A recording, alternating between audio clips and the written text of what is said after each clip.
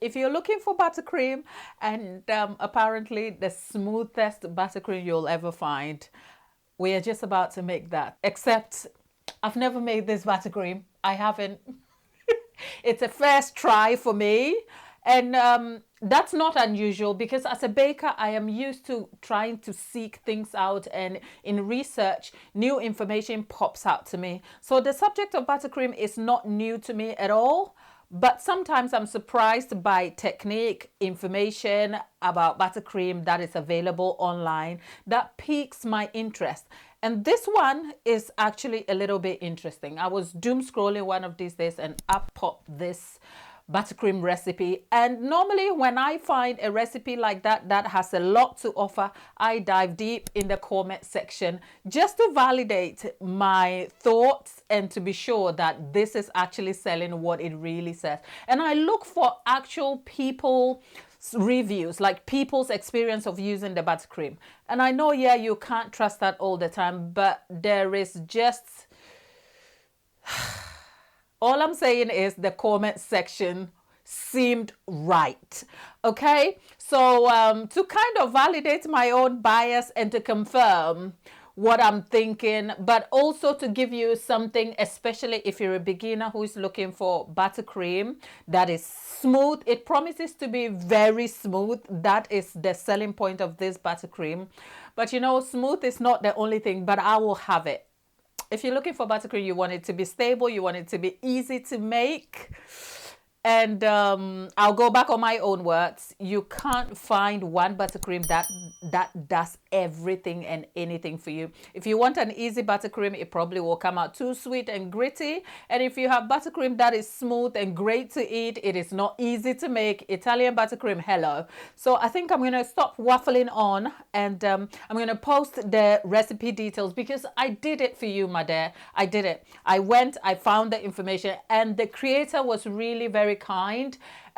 They have the recipe and the process free for you to download, except you have to sign up to something. Look, I will post it here for you to see. So we've done that, and of course I will credit the creator in the description box. That said, I think he gave me everything I need to make this buttercream. So we're gonna get into it. And if it goes left, that's not on me, but I am hoping it turns out right. Now, based on the information provided by the creator and the recipe details, you need about 900 grams of butter. And since I'm concerned about my butter, I have chosen to go for half the quantity, which is about 450 grams of unsalted butter. Today I'm using layer pack unsalted butter here. And for the sugar, there is 720 grams, so I have halved that to 360 grams. There's supposed to be about 30 mils of cream. I think it's double the amount in the recipe notes by the creator. And one unusual thing about this recipe is the way it is made. It is some form of American buttercream, but it is really interesting because you start by pouring hot water in the sugar. People, look, there are so many tricks here, but I need about 70 mils of hot water. So I have, let's see, kettle keep boiling. Okay, my kettle is boiling.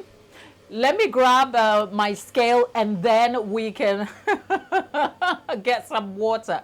So my water has boiled, and when I went in the comment section, there were questions about how the water is going to affect the consistency of the buttercream, because if the water is too hot, it will melt the buttercream. Hot water and buttercream don't work together. So how does it work? And the creator's recommendation was to get the water, mix it with the sugar, and leave the sugar to cool to touch. We'll see, right? And then we're gonna mix that together. The making of buttercream has never been this scary, but this is scary for me. Okay, right. Okay, let's see. It doesn't, it's not, it's okay. Let's go. I feel like I should get a whisk because the consistency has turned a little lumpy.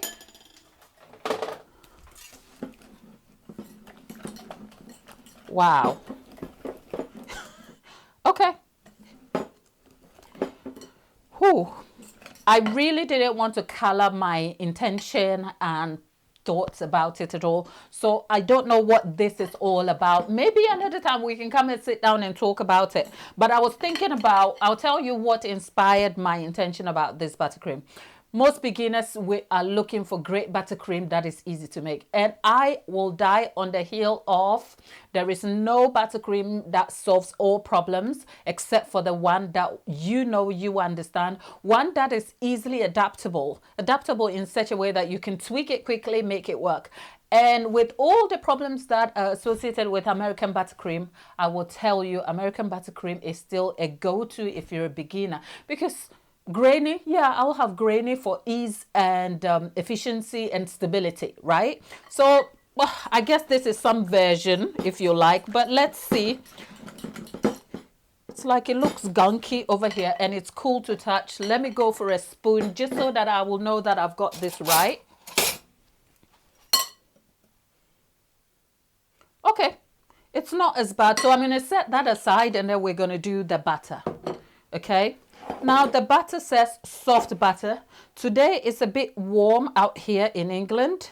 So soft to touch. Sometimes I prefer my butter to be a little bit on the softer side, a bit like a peanut butter consistency, not the settled set peanut butter consistency. If you think about the consistency of butter for buttercream, depending on what buttercream you are trying to make, you don't want the structure of the butter to be broken. You want it to be soft. I mean, if you press on it, not too much pressure, but just enough that it leaves a dent and you don't have a lot of coating on your finger, that is fine. But an actual visual way to do that is think about the consistency of butter that goes on your slice of bread. I mean, short ball, commercially produced bread. It's very soft, as in the crumb of the bread. So if you can spread your butter on that when it's at room temperature without the grain splitting, that's the consistency of butter you need for your buttercream. And I'm talking generally your American, Swiss, or French buttercream types. But there are some buttercreams, I think Korean buttercream, that will require your butter to be cold when you use it. Don't quote me on that. So I think the consistency I need here is just fine. Because one thing I'm also cautious about is because we have the mixture over here that is warm, if you melt the butter too much to a softer consistency, you're likely to have runny buttercream when it comes into contact with that. So I am mindful of that. And so I'm going to be employing my stand mixer for this purpose. So into my stand mixer, we have the butter.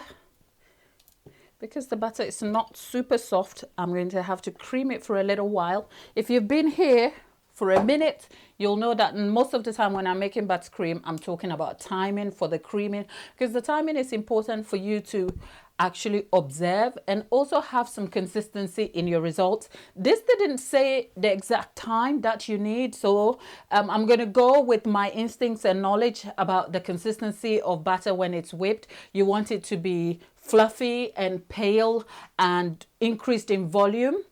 We'll see all of that when it happens. Let's go and cream this, and I'm employing a paddle attachment for this job. I'm tempted for the consistency of the butter. I'm tempted to use the whisk, but I'm also committed to following the exact processes derived by the creator. So let's do that.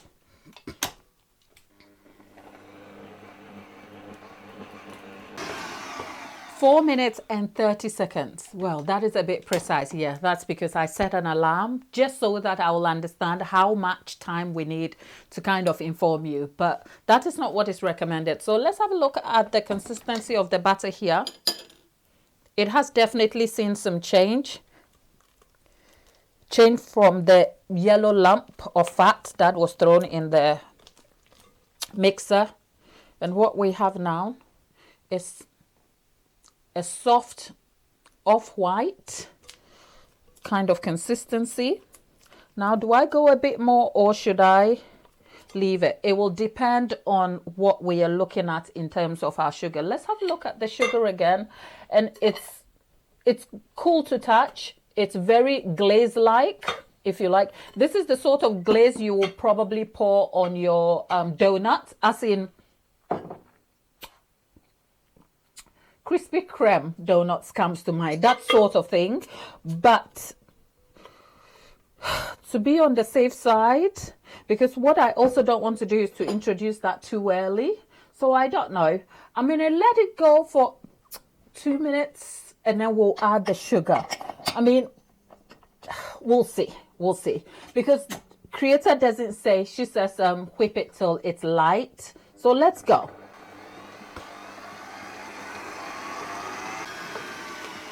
We did another 3 minutes and let's have a look at what the batter looks like over here. I think I'm good. Okay, right.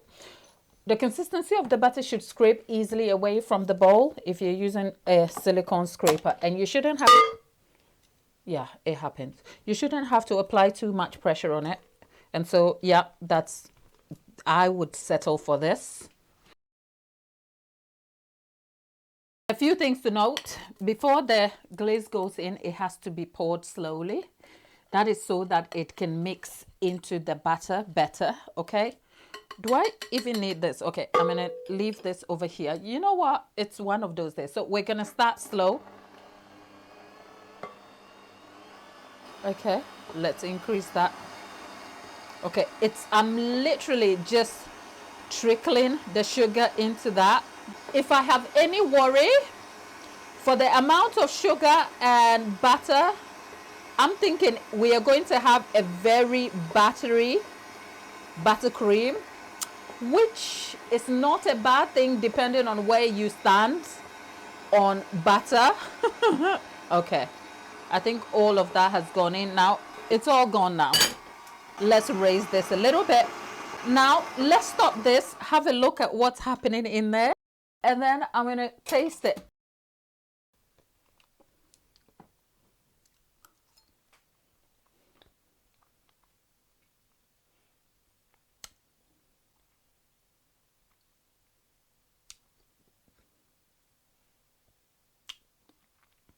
I am sort of impressed. We are not finished. I'll save my thoughts. We'll get there. Let's get going. But I'm impressed and I'll tell you what it is. Okay, now we are going to add some salt to the cream. And we're going to mix that together before adding it in. Now, we have vanilla poured with love, okay? Taste that again now that we've had vanilla in.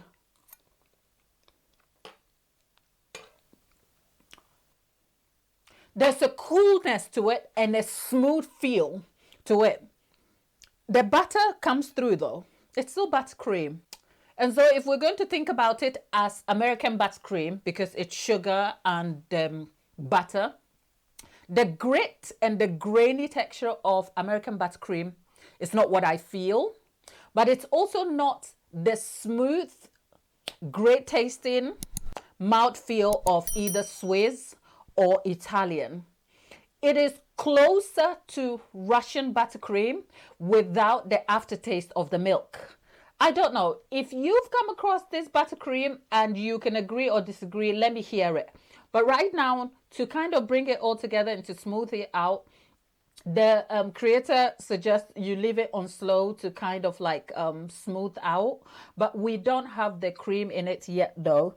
So what I'm probably going to do is warm up the cream slightly, because I'm certain if I put this cold cream in, it will split.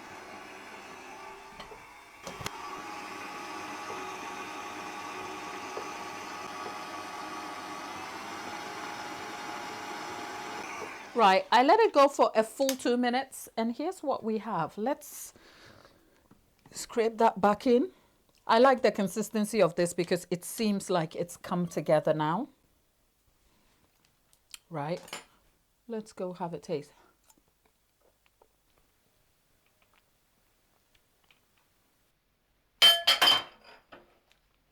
You know what? I'll give it to the comment section.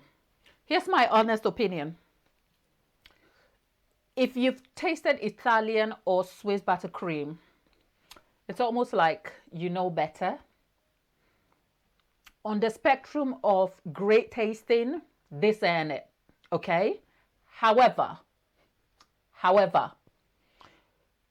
for what American buttercream gives, if this is the alternative of that, I'm going for this any day. So for a beginner who is looking for a smooth tasting buttercream that is great on the mouth, because the mouth feel, like I described earlier, I don't want to kind of like stretch it out.